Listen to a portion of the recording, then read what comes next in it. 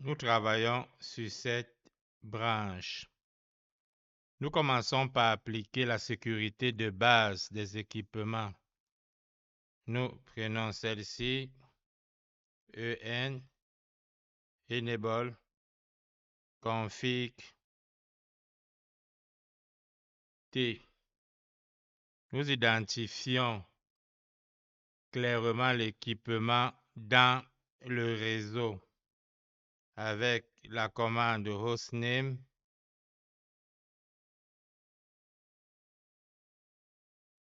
R2. Hostname R2.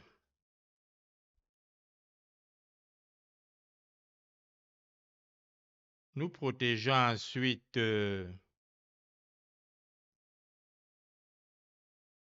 le mode privilégié avec Enable, Secret, Cisco.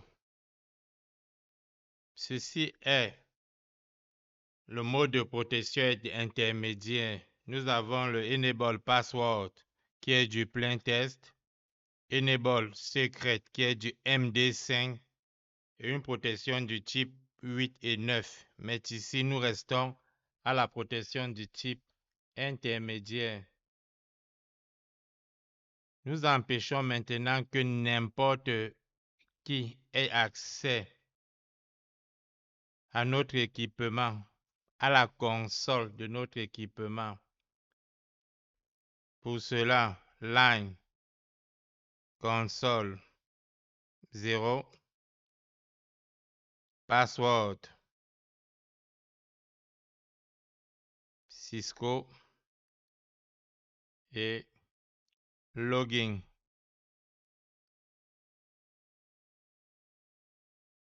Avec la commande no IP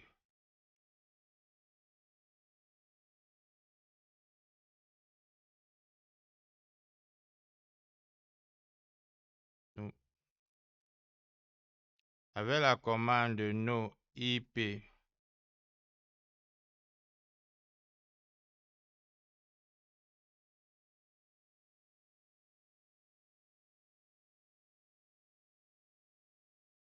l'intérêt de cette commande est laquelle?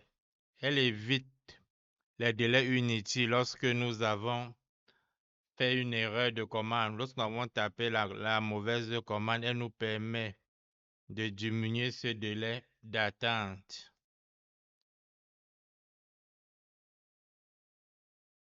Nous devons maintenant sécuriser l'accès à distance de notre équipement via Telnet ou SSH. Pour cela, line VT Y 04 password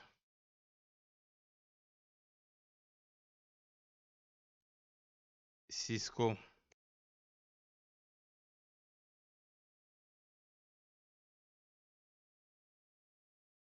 Nous revenons en arrière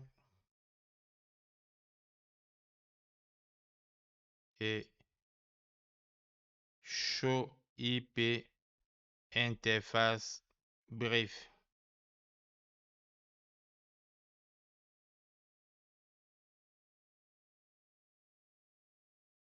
Ici, nous avons l'interface J00 à J1 qui est configurée et dans le routeur, les autres interfaces sont administrativement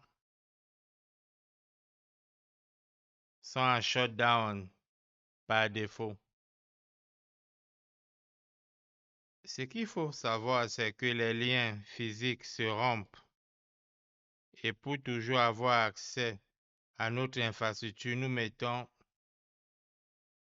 la connexion logique avec interface loop 0 et le routeur est le 2, alors nous pouvons mettre IP adresse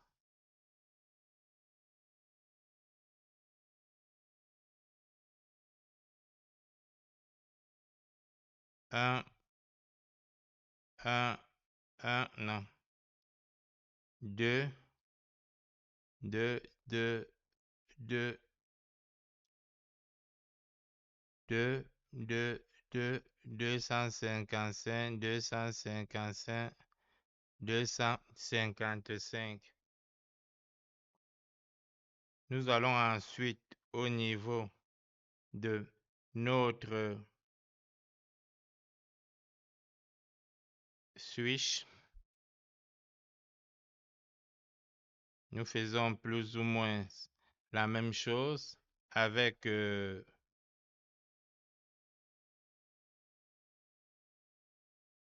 cette configuration est plus ou moins la même chose au niveau de switch. Il serait un peu redondant de faire la même chose, mais vous pouvez. Allez-y avec hostname DSW1. Nous avons 2,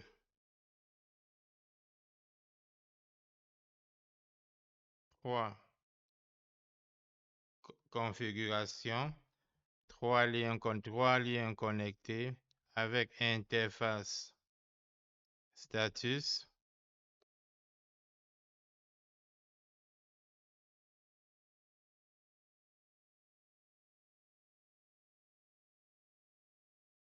Nous avons le lien.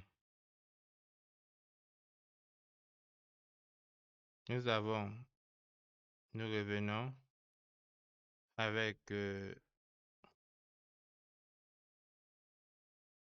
do show interface status.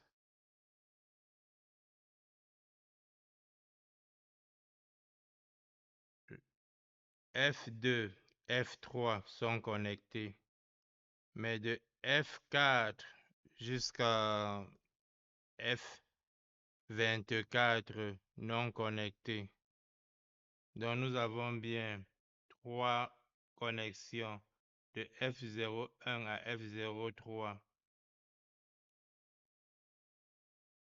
Ce que j'aurais dû faire sur le routeur si je m'étais retrouvé dans la même situation, c'est interface range F0, F04 à F024.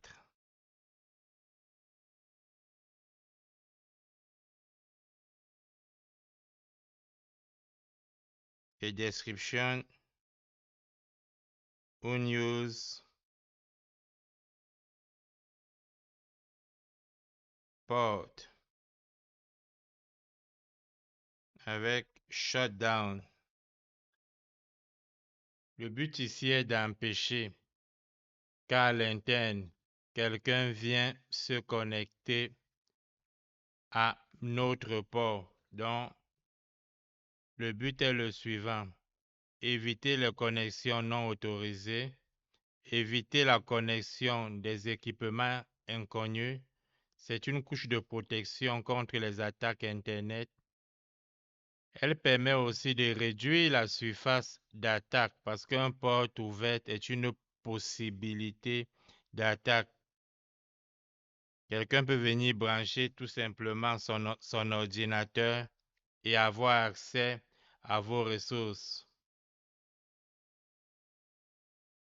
Et elle permet aussi de prévenir les erreurs de câblage. Ce sont de très bonnes pratiques en réseau.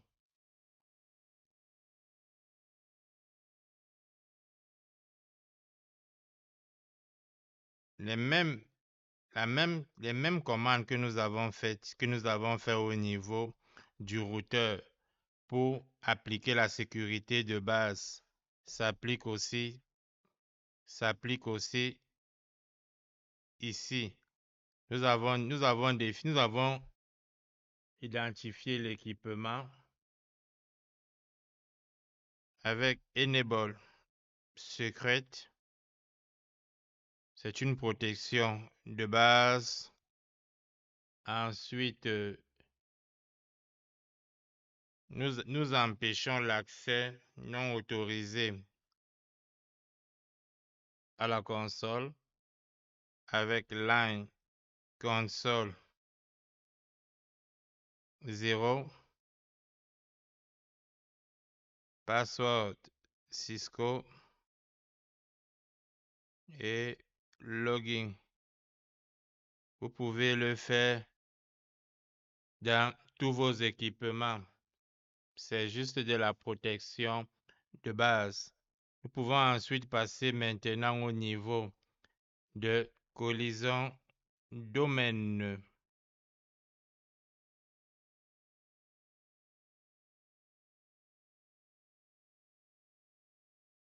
Même si chaque switch 2960 dispose de 24 ports face Ethernet et nous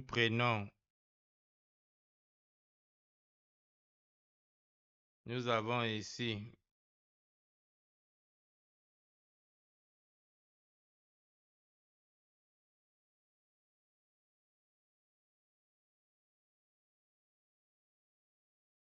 Nous avons ici 24 ports avec 2 ports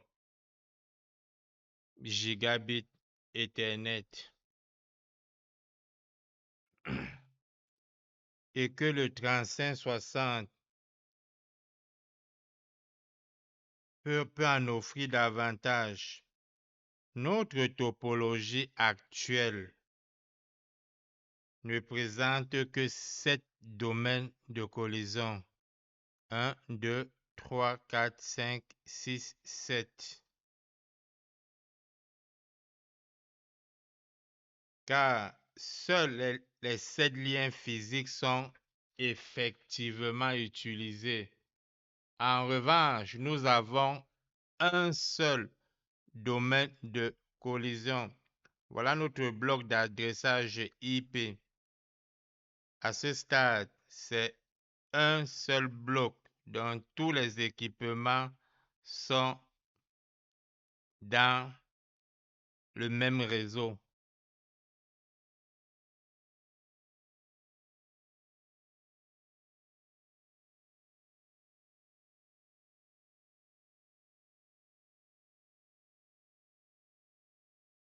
Nous pouvons ici analyser. Nous avons identifié le domaine de collision et le domaine de diffusion, le broadcast domain. Nous sommes en train de cartographier les équipements et leurs connexions. Nous pouvons arriver dans Paquet Tracer. Vous cliquez sur votre équipement et au niveau de Run, avec la commande, comme dans un invite de commande ipconfig all. Vous avez ici votre adresse IP, le masque et le subnet mask, votre MAC adresse. Avant de tester la connectivité, nous prenons notre switch commutateur show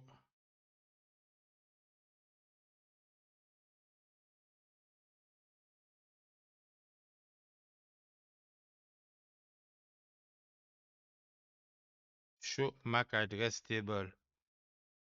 Même comme nous n'avons encore manuellement initié aucune trame, Nous avons 3 adresses MAC qui apparaissent dans notre table.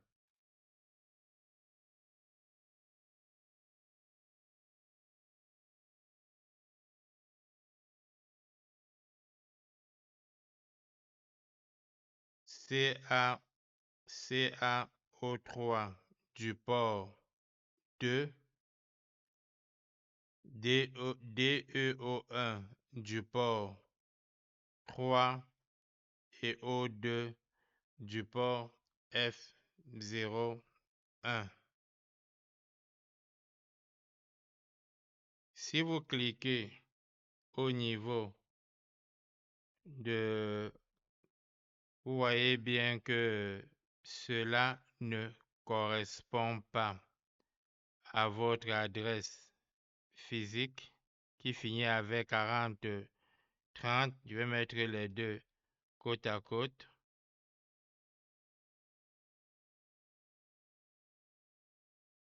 Vous voyez bien, nous avons ici CO3.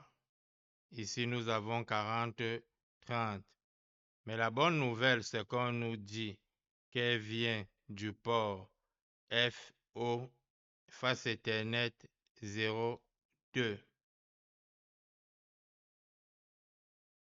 On repart dans préférences et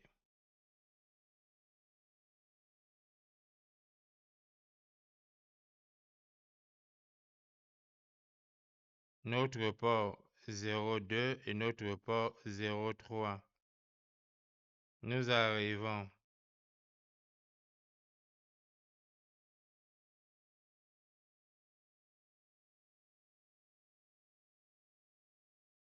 ici et là avec EN, conf, T, hostname, S3.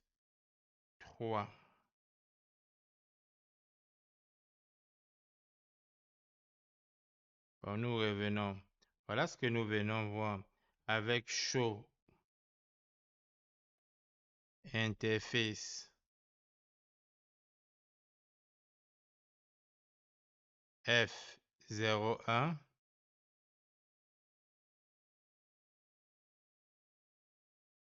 Et là, vous voyez bien,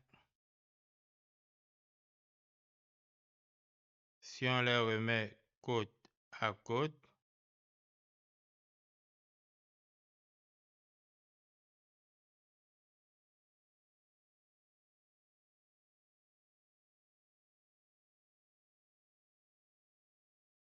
ici, nous avons CaO2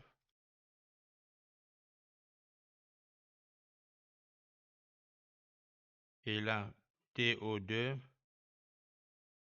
Le voici ici.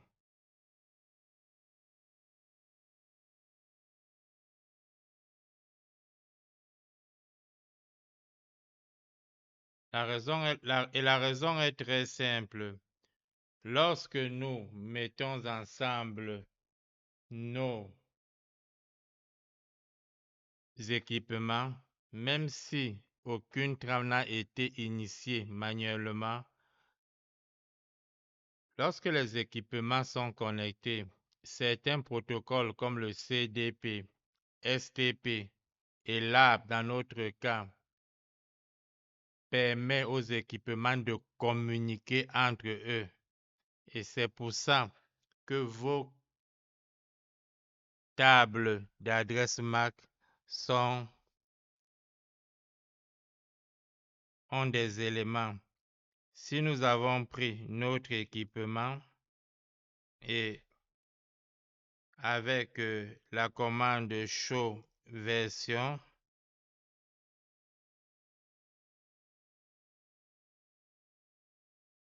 c'est ici que vous retrouvez l'adresse MAC de votre switch.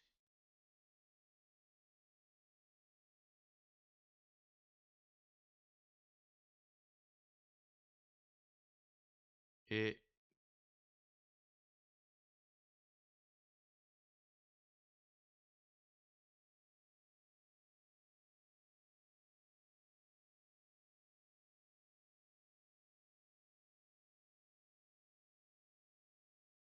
Et nous avons ici notre adresse MAC.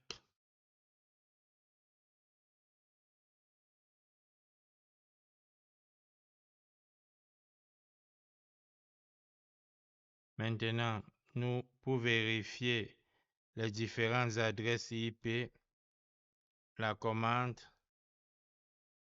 nous avons Cisco, Cisco, c'est chaud, IP, interface, brief.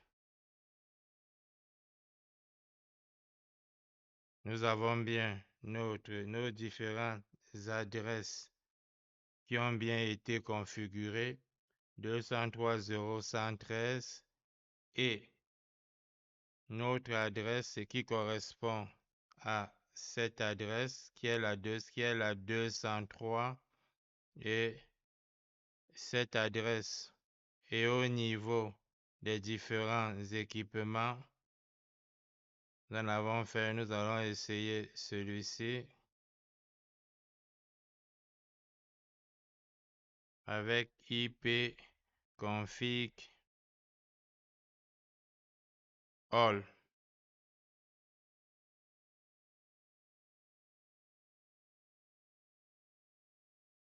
Et vous avez votre adresse IP, le subnet max et la passerelle.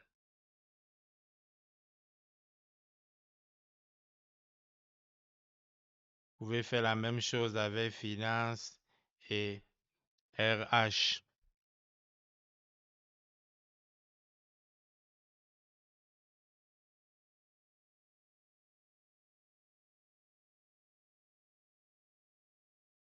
Et nous avons configuré l'adresse LOOPA aujourd'hui.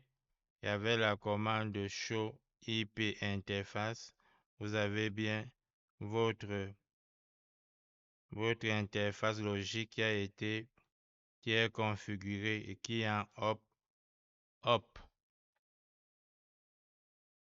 Et pour tester la connectivité, nous avons notre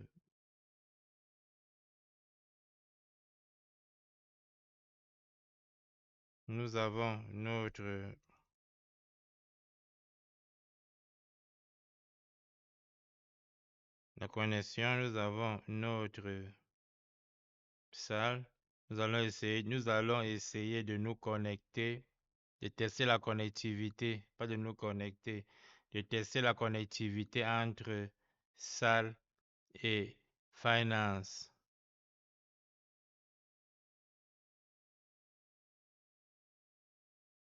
L'adresse IP, c'est 172.22.20.03.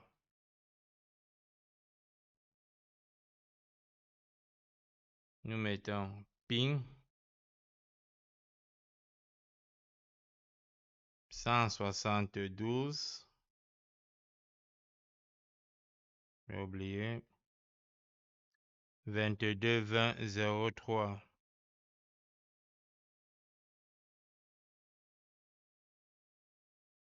22.20.03.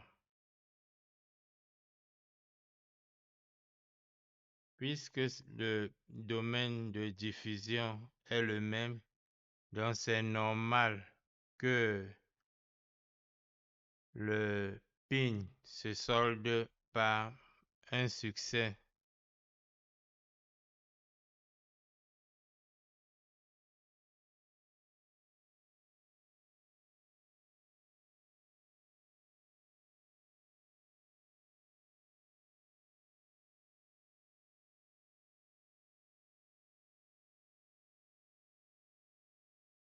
Cent soixante-douze 20.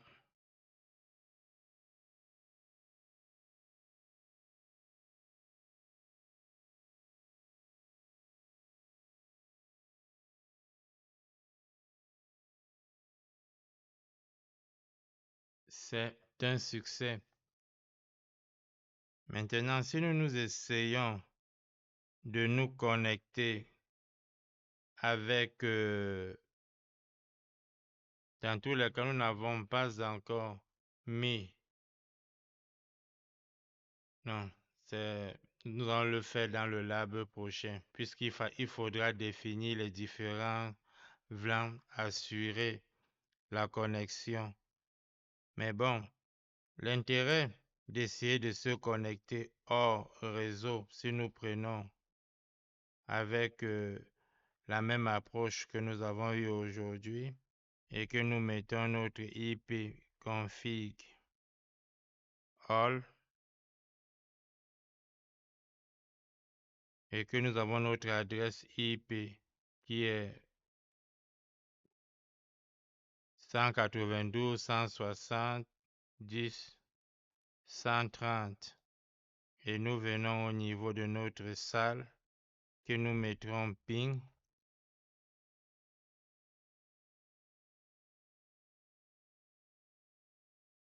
Normalement, nous attendons à ce que cela soit un échec. Et pourquoi? Parce que notre routeur ne sait pas comment joindre ces différents réseaux.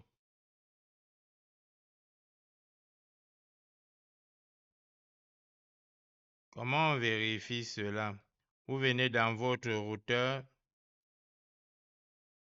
et avec show IP route,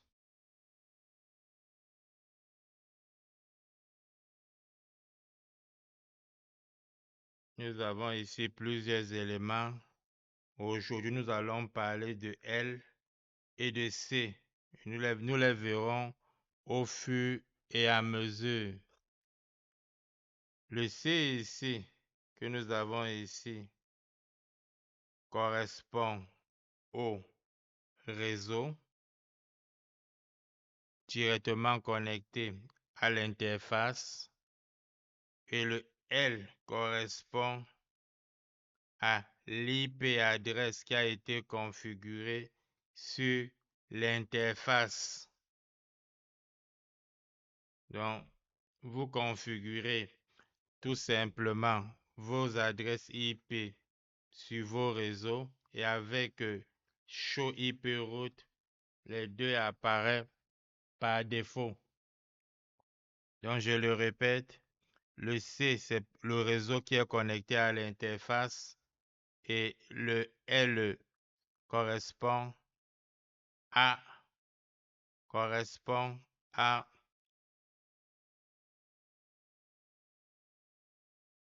l'IP adresse connectée sur l'interface Show